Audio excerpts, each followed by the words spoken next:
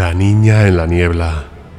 La niebla avanzó tímidamente al tiempo que el sol caía abatido tras las escarpadas montañas que se recortaban contra el horizonte, en un último acto terrible y desgarrador que volvió el crepúsculo de rojos, naranjas y púrpuras.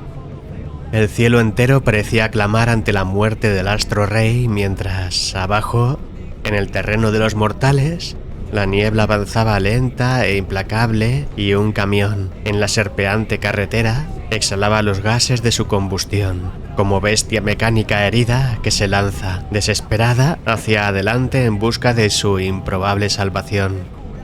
El sol se ocultaba en medio de un decorado que se volvía cada vez más terrible, mientras en la cabeza de Paco martilleaba el peso de la responsabilidad y de la culpa.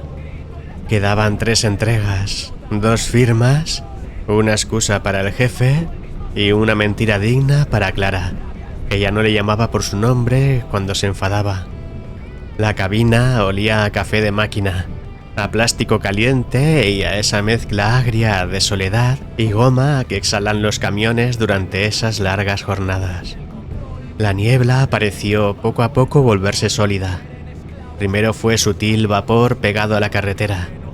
Luego invadió los faros y se puso a jugar con la luz, devolviéndola hecha harina blanca. Disminuyó la velocidad. Algo que aprendió en sus 20 años de experiencia es que un camión solo se queja cuando vas demasiado deprisa y cuando vas demasiado despacio. Paco conducía atormentado. Vivía atormentado, trabajando sin parar y sin ser capaz, aún así, de cubrir mes a mes el agujero de su cuenta bancaria. Clara había escrito la noche anterior: «Has vuelto a olvidarte del pago del instituto». Él había respondido con su acostumbrado ritual: «No me he olvidado, me he retrasado». Ella le acusó de vivir retrasado. Él pensó en responder que el calendario le había engullido, que la vida le había engullido y le había cagado después, hecho un mojón en la cuneta de la carretera. Pero, ¿de qué habría servido? Jamás habría ganado esa batalla ante ella. Fue consciente de la espesura de la niebla del mismo modo en que uno es consciente del miedo, cuando ya te habita. En los faros, la luz apenas mostraba algunos metros de carretera. El resto era vapor volátil de agua suspendido, apretado mientras la oscuridad del anochecer de una terrible luna nueva gobernaba el páramo castellano. Apagó la radio. Se quedó con el ronroneo del motor. Necesitaba concentrarse. Ese sonido metálico que le había acompañado durante tantos años, como un perro viejo que se conforma con existir a tus pies. Pensó que si se detenía a echar una cabezada, no arrancaría antes del mediodía.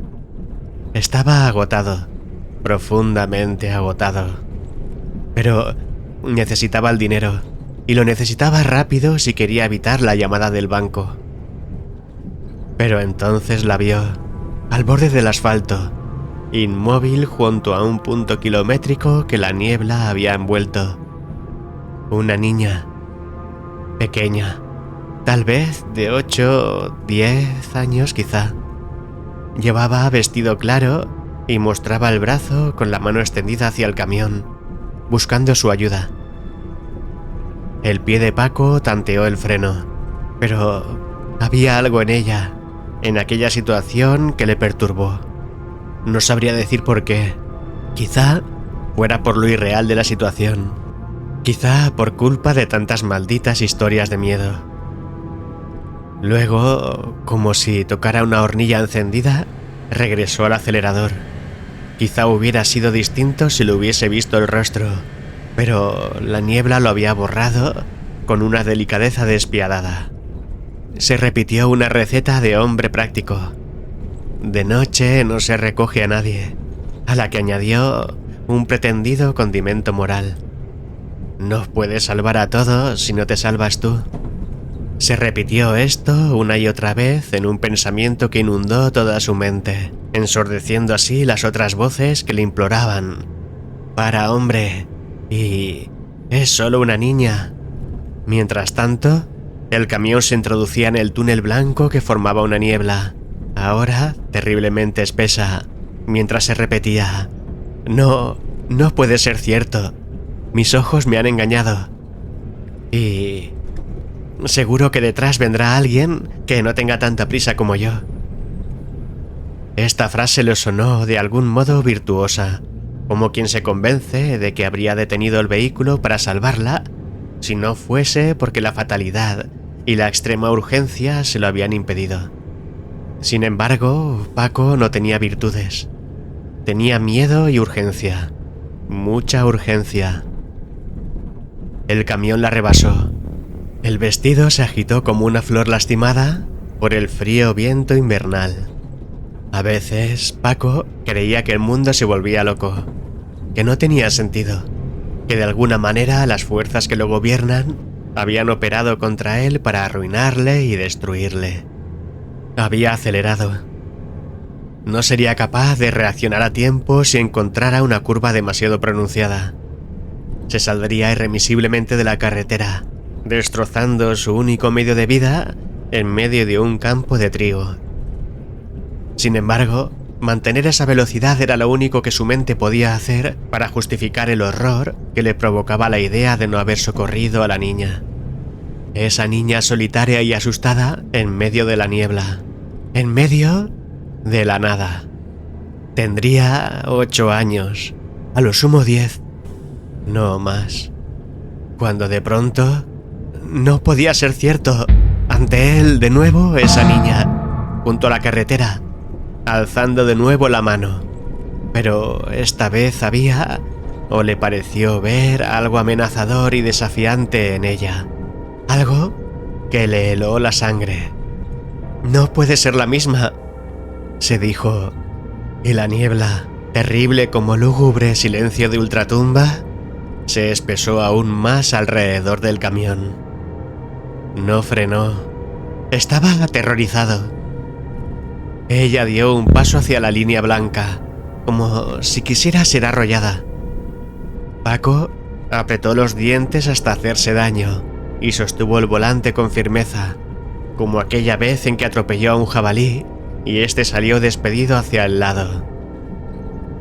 «Entrega, firma, recibo», gritó como un conjuro con el que pretendía volver a la realidad, escapar de aquella especie de tétrica y aterradora ensoñación. Y la dejó atrás. Había acelerado aún más. Apenas veía 5 metros por delante, mientras con el pie pisando a fondo el pedal del acelerador, hacía que aquella bestia humeante avanzara a terrible velocidad en medio de los oscuros trigales.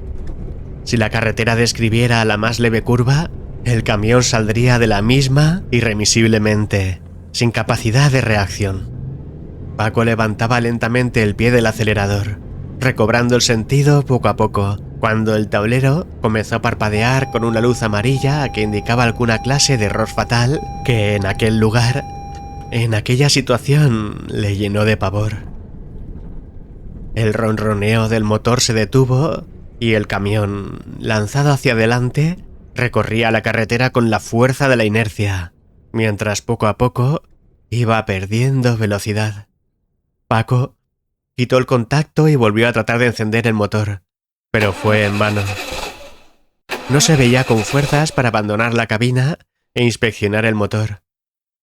Tampoco para tumbarse en el pequeño catre que había tras él. Y de pronto, este pensamiento le pareció demasiado perturbador. El catre que había tras él. Se volvió súbitamente, esperando encontrar a la niña tras él. O quizá algo peor, pero allí no había nadie. De pronto, oscuridad. Se volvió adelante. Las luces de la cabina se habían apagado. La luz de cruce era el último vestigio de vida de la bestia metálica, mientras la aguja del velocímetro bajaba más y más en medio de una oscuridad casi absoluta. La luz parpadeó. Aterrado, lanzó una última mirada a la carretera, y entonces esta se volvió negra. Una oscuridad absoluta lo envolvía todo ahora. Paco mantuvo firmemente el volante mientras el camión se detenía poco a poco, y a pesar de la incertidumbre que despertaba la negrura ante él, quería dejar entre él y la niña todo el terreno posible. Por fin, la bestia herida se detuvo, con un sonido mecánico, lastimero.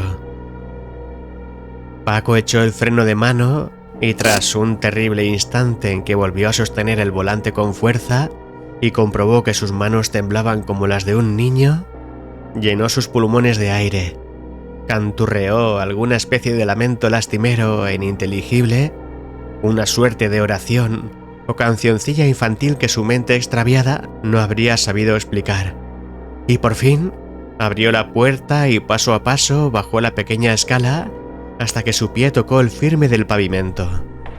Sacó el móvil del bolsillo con la intención de usarlo como linterna. Primero inspeccionaría a ver qué diablos ha ocurrido, y después, si eso, buscaría la linterna y las herramientas. Su mano temblaba. El frío era acuciante. Subía por su espalda haciéndole estremecer, mientras se sentía completamente engullido por una espesura espeluznante. Las partículas blanquecinas de la niebla cruzaban la luz de su linterna en inquietantes movimientos que le mantenían en tensión expectante de quien espera a que algo horrible se muestre de pronto ante él. El móvil vibró en su mano. Su mirada fue a fijarse en la pantalla.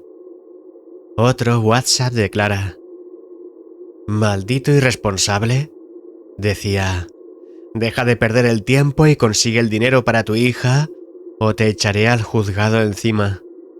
Tan afectuosa como siempre. Por un instante, solo por un instante, desvió su atención del terror que le acuciaba en ese momento para centrarse en el que le acuciaba a cada día de su vida. Verdaderamente necesitaba el dinero. Ya no albergaba esperanzas de volver con Clara, pero sí al menos de mantener una relación decente con su hija. Solo necesitaba cumplir con los pagos a su esposa, cubrir la deuda del banco y después, tal vez, vivir sin ese estado permanente de alarma. Estaba agotado. Llevaba sin dormir como 36 horas. En cierto modo, era normal que tuviera visiones, ¿o no? Apenas era capaz de pensar con claridad.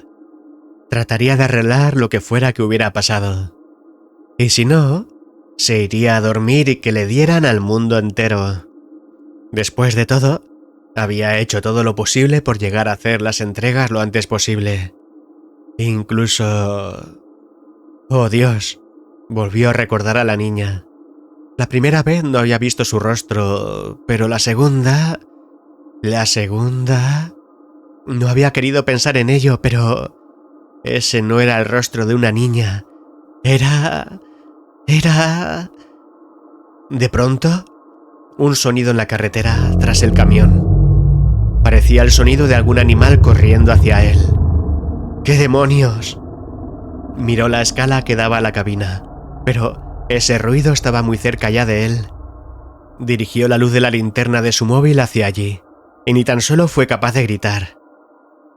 Su mano se crispó fuertemente sobre su móvil, a punto de hacerlo estallar, rompiendo dos de sus falanges con un terrible crujido, mientras sus ojos, abiertos, desorbitados, lanzaban una horrible y pavorosa mirada, registrando para siempre en sus retinas el horror más absoluto imaginado por el hombre. Cayó hacia atrás, rígido como estatua de piedra. La expresión de su rostro mostraba un horror supremo. Su mandíbula quedó desencajada de puro terror, y sus cabellos se volvieron en un instante blancos como la niebla.